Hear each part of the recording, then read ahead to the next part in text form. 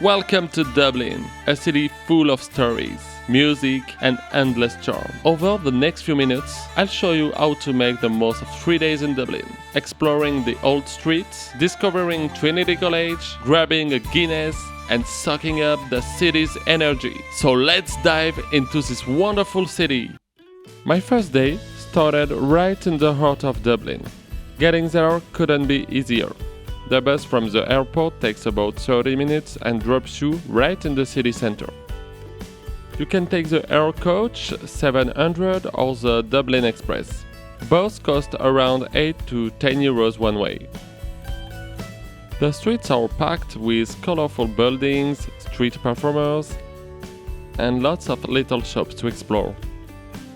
While finding my way, I did what every traveler should do in Dublin. I stepped inside the pub.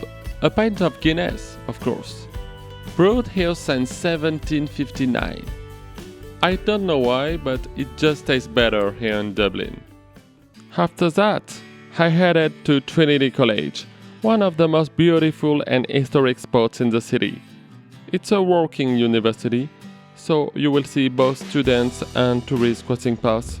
The entrance to the library and the Book of Kells exhibition cost around 18 euros, and I'd say it's totally worth it. The old library is amazing. All wooden, full of the smell of old books, with statues and national treasures all around. You can just wander through a place full of history. After leaving Trinity, I went looking for a good meal.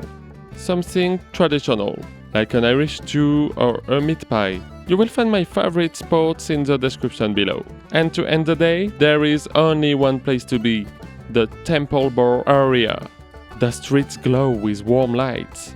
Music spills out of every pub, and people sing together like they have known each other forever.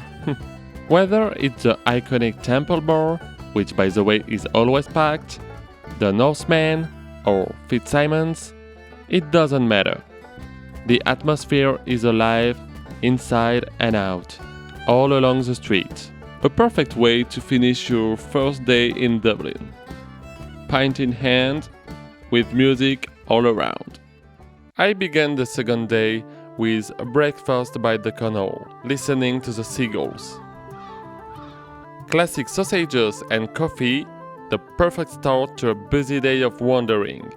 Dublin city centre isn't huge, so it's really easy to explore on foot. My first stop was St. Patrick's Cathedral, a magnificent building where you can truly feel the weight of time. It's a peaceful, majestic place that tells centuries of history. The entrance is paid, but if you like architecture and history, it's worth it. The cathedral isn't empty, and there is plenty to see if you take your time.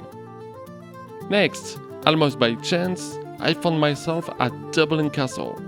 Honestly, it was one of the best surprises of the trip, and not the most expensive. It's about 8 euros for an adult. The rooms are beautiful, and still in use today. Walking through them, where kings and queens once walked, really makes you feel part of history. I finished the afternoon at St. Stephen's Green, a park full of greenery and little ponds. The perfect spot to take a break, enjoy a coffee on a bench, and just relax. I even almost fell asleep there. And in the evening, Dublin can still surprise you. Every pub is different. The atmosphere, the decoration, even the beers. I especially enjoyed Smithwick's Red Ale. It's a nice change from Guinness and it's so good. That's how my second day in Dublin came to a perfect end. For the day 3, you've got 2 options. If you want fresh air and breathtaking scenery, you can take a day trip to the cliffs of Moher, one of Ireland's most iconic natural wonders. The cliffs are massive, rising from the Atlantic. Walking along the edge, you really feel the power of nature and see why Ireland is called the Emerald Isle, Greenland against the deep blue sea. If you prefer to stay in the city, you can take it easy and explore a few more spots. I didn't have the chance myself, but the Guinness Storehouse is right in the brewery and promises a full experience if you're curious. I spent my morning shopping for cozy wool sweaters and little Lucky Charms, like four-leaf clovers, just to take a piece of Dublin home with me. For something sweet, don't miss Offbeat Donuts. Their donuts are a must-try before leaving Dublin. Looking back on these 3 days, I expected Dublin to be just another stop on the way, but it's so much more than that. The city has a unique charm, a special atmosphere, and you really get a sense of Irish history and culture. And the people, warm, generous, incredibly welcoming, makes the experience unforgettable. But before you go, here are a few quick tips I'd recommend. First, always keep a rain jacket or umbrella with you. The weather changes fast. Next, there are cheap flights to Ireland with Ryanair and Aer Lingus, both Irish airlines. And finally, for accommodation, try to avoid the weekend if possible. It can save you a lot on price. Our journey in Dublin ends here. But don't worry, more destinations are coming every week. I share my tips, hacks, and travel tricks both here on the channel and on Instagram. If you enjoyed this, make sure to subscribe and like to support me.